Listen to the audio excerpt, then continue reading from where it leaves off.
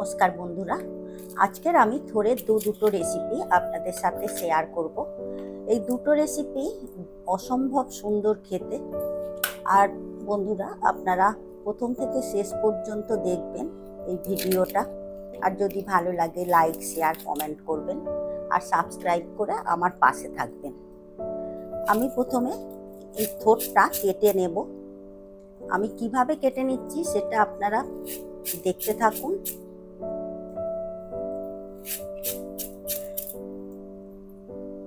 থোড়গুলো এইভাবে চাকা চাকা করে কেটে হাতে এই যে সুতোর মতো আছে এটা আঙুলে জড়িয়ে নিতে হবে।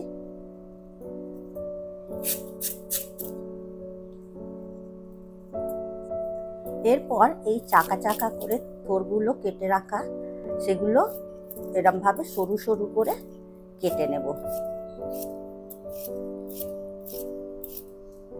এইভাবে কেটে আমি এই জলের মধ্যে রেখে দেব। থোড় কেটে জলেই রাখতে হবে, না হলে থোড়টা আবার কালো হয়ে যাবে। এভাবে আমি পুরো থোড়টা কেটে নেব। থোড় কেটে ভালো করে আমি ধুয়ে নিয়েছি আর তার সঙ্গে একটা আলু এইভাবে কেটে নিয়েছি। এরপর আমি প্রেসার কুকার নিয়ে নেব। এই প্রেসার কুকারের মধ্যে আমি থোড়টা আর আলুটা সেদ্ধ করে নেব। থোড়গুলো তুলে দেব।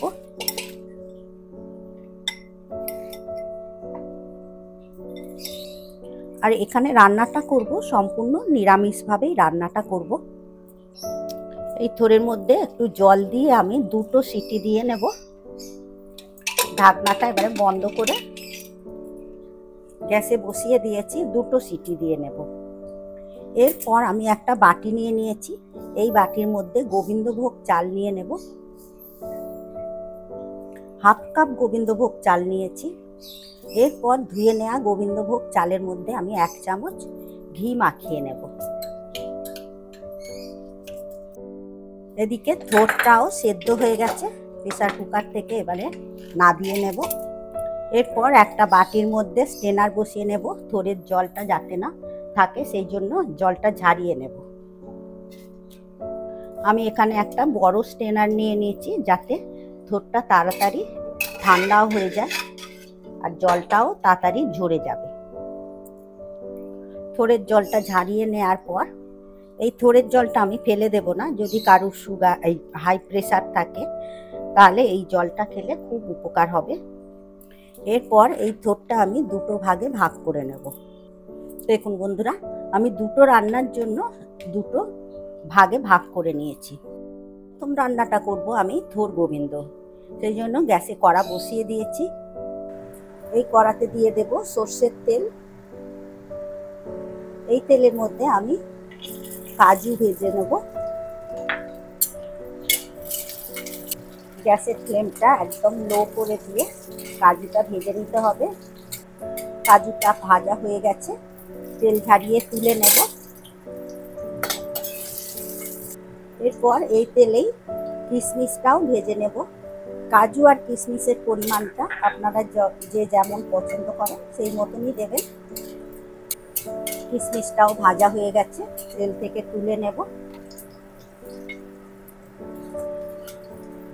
এরপর এই তেলে দিয়ে দেব দুটো ছোট এলাচ আর দিয়ে দেব একটা তেজপাতা। এলাচের বেশ একটা মিষ্টি গন্ধ বেরিয়েছে। এবারে এর মধ্যে দিয়ে দেব আমি আগে থেকে ডুমো ডুমো করে কেটে রেখেছি আলু।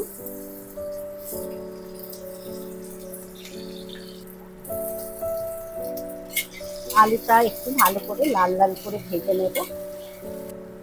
আলুও বেশ ভালো করে লাল লাল করে ভাজা হয়ে গেছে। এবারে আমি এর মধ্যে দিয়ে দেব আগে থেকে যে গোবিন্দভোগ চালে ঘি মাখিয়েছিলাম সেটা দিয়ে দেব।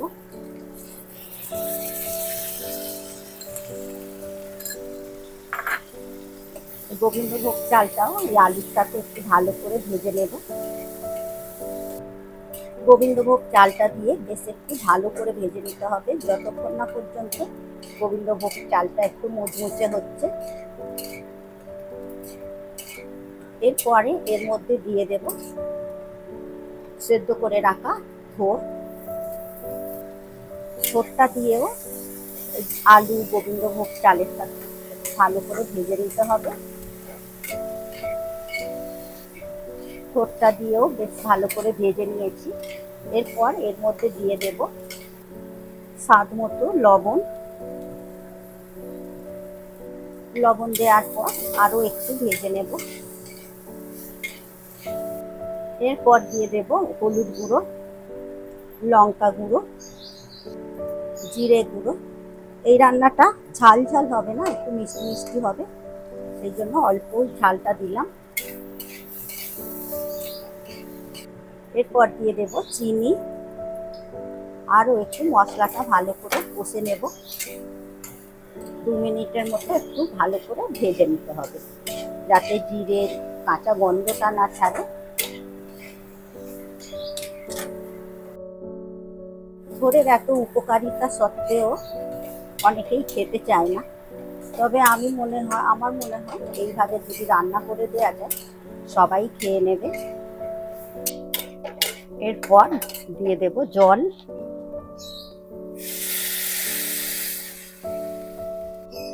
জল দিয়ে ভালো করে নেড়ে দেব। এরপর আমি একটা চাপা দিয়ে, যাতে থোর তো সেদ্ধ হয়েই আছে, আর একটু চাপা দিয়ে আমি রান্নাটা হতে দেব। 2 মিনিটের মতো ফুটিয়ে নেব। থোর গোবিন্দ হতে হতে আমি এদিকে দ্বিতীয় রান্নাটা করে নেব। তার জন্য আমি থোরের রসটা ফেলে দেব না, রসটা নিংড়ে শুধু থোরটা নিয়ে নেব, তাহলে বেসনটা এতে খুব বেশি লেগে যাবে। এইভাবে যদি থোরটা নিংড়ে নেওয়া যায় তাতে বেশি বেসনটা লাগবে না। থোরের জলটা ফেলে দিয়ে আমি থোর আর আলুটা একসাথে করে নিয়েছি। এদিকে থোর গোবিন্দর ঢাকনাটা খুলে দেখে নেব আলুটা সেদ্ধ হয়ে গেছে কিনা। আলু সেদ্ধ হয়ে গেছে। এরপর এর মধ্যে দিয়ে দেব কাজু আর কিশমিশটা, দিয়ে ভালো করে নেড়ে দেব। এই রান্নাটা এমনই করতে হবে যাতে না গোবিন্দভোগ চালটা একেবারে গলে ভাত হয়ে যায়, আবার একেবারে শক্ত না থাকে। এরপরে আমি চাপা দিয়ে গ্যাসটা অফ করে রেখে দেব। তার আগে আমি ঘিটা দেব। ঘিটা দিয়ে আমি চাপা দিয়ে রাখবো। এরপর এদিকে থোরটা আমি হাত দিয়েই মেখে নেব। এটা মিক্সিতে বেটে নেওয়া যাবে না, তাহলে একেবারে মিহি পেস্ট হয়ে যাবে। একটু বেশ দানা দানা থাকবে, এইভাবে মেখে নিতে হবে। থোর আর আলুটা এইভাবে মেখে নিয়েছি। এরপর আমি এতে কিছু উপকরণ মেশাবো। এর মধ্যে দিয়ে দেব হলুদ গুঁড়ো, লঙ্কা গুঁড়ো, জিরে গুঁড়ো। এর মধ্যে দিয়ে দেবো হিং। আমার এখানে যেহেতু ডেলা হিংটা, সেই জন্য আমি একটু গ্রেটার দিয়ে গ্রেট করে নেব। আপনাদের যদি পাউডার হিংটা থাকে সেটাই দেবেন। এইভাবে গ্রেট করে নেব। হিংটা দিলে খেতে খুব ভালো লাগবে। হিং দেবার পর দিয়ে দেব আদা বাটা, গরম মশলার গুঁড়ো, লবণ। এরপর ভালো করে হাত দিয়ে সমস্ত মশলা থোর আর আলুর সাথে ভালো করে মেখে নিতে হবে। থোর আর আলুর সাথে সমস্ত মশলা মাখানোর পর এর মধ্যে দিয়ে দেব 2 চামচ বেসন। বেসনটা দিয়েও আবার ভালো করে মেখে নেব। বেসনটা যদি আপনাদের আবার পরে প্রয়োজন হয় আবার আরেকটু দিয়ে মেখে নিতে পারেন। এর মধ্যে 1 চামচ নারকেল দিয়ে দেব। নারকেলটা দিতে আমি ভুলে গেছিলাম। নারকেলটা দিয়ে আবারও ভালো করে মেখে নেব। এরপর এদিকে দেখে নেব থোর গোবিন্দ কেমন কি হয়েছে। দেখুন বন্ধুরা, একদম মাখা মাখা হয়ে গেছে। এবারে আমি ঢেলে নেব। আমার প্রথম রেসিপি থোর গোবিন্দ রেডি।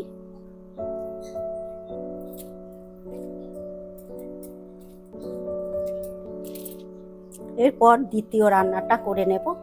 দ্বিতীয় রান্নাটা করার জন্য কড়াতে দিয়ে দেব সর্ষের তেল।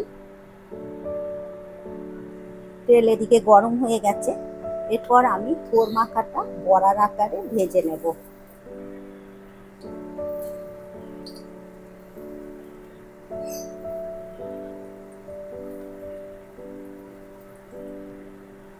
দুবার করে আমি থোরের বড়াগুলো ভেজে নেব।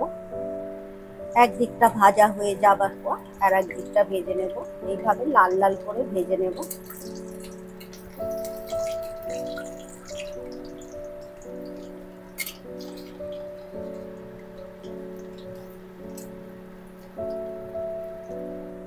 বড়াগুলো আমার ভেজে নেওয়া হয়ে গেছে, বেশ লাল লাল করেই ভেজে নিয়েছি। এবার তেল ঝারিয়ে তুলে নেব, একটা করে তুলে নেব। এরপর বাকি বড়াগুলো ভেজে নেব। সমস্ত বড়াগুলো ভেজে নেওয়া হয়ে গেছে।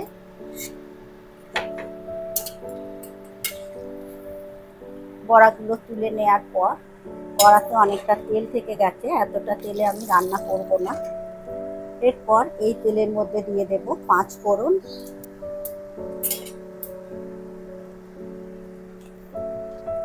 আমি এখানে ডেলা হিংটা আছে সেই কারণে ডেলা হিংটাই দিয়েছি। আপনাদের যদি পাউডার হিং থাকে সেটাই দেবেন। ফোড়নের মশলাটা ভাজা হয়ে গেছে। এবারে আমি দিয়ে দেব হলুদ গুঁড়ো, ঝালের জন্য দিয়ে দেব লঙ্কার গুঁড়ো। এরপর দিয়ে দেব 1 চামচ আদা বাটা আর সামান্য একটু কাঁচা লঙ্কা পেস্ট দিয়ে মশলাটা একটু ভেজে নেব।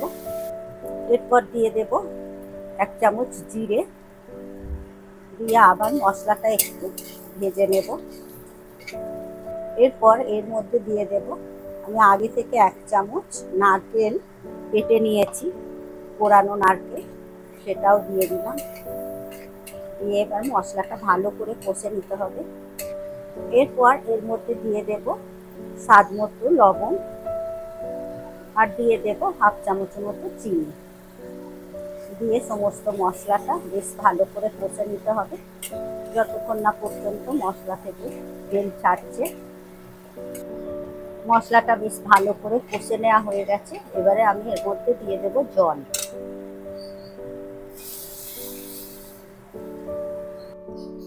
জলটা দিয়ে এবারে আমি ভালো করে ফুটিয়ে নেব। বেশ ভালো করে ফুটিয়ে নিয়েছি। এরপরে আমি এর মধ্যে দিয়ে দেব, গ্যাসের ফ্লেমটা এবারে আমি অফ করে দেব। দেবার পর এর মধ্যে দিয়ে দেব গরম মশলার গুঁড়ো আর দিয়ে দেব ঘি। এই দুটো উপকরণ আগেই দিয়ে দিতে হবে। এরপর দিয়ে দেব ভেজে রাখা থোরের বড়াগুলো। দেখে মনে হচ্ছে গ্রেভিটা অনেক পাতলা, না এটা আবার অনেকটা রস টেনে নেবে।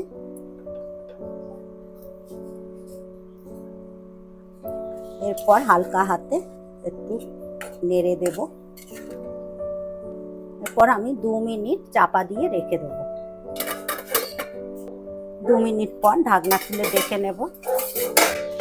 দেখুন বন্ধুরা, আমার আজকের দুটো থোরের রেসিপি একদমই রেডি। বন্ধুরা, আমার এই থোরের দুটো রেসিপি যদি আপনাদের ভালো লাগে লাইক শেয়ার কমেন্ট করবেন। আর কোন রেসিপিটা আপনাদের বেশি ভালো লেগেছে সেটাও কমেন্টে জানাবেন। আর আমার চ্যানেল যদি না এখনও সাবস্ক্রাইব করা থাকে সাবস্ক্রাইব করার অনুরোধ রইল। বন্ধুরা, আপনারা সুস্থ থাকবেন, ভালো থাকবেন। আবার আসছি অন্য কোনো রেসিপি নিয়ে। ধন্যবাদ।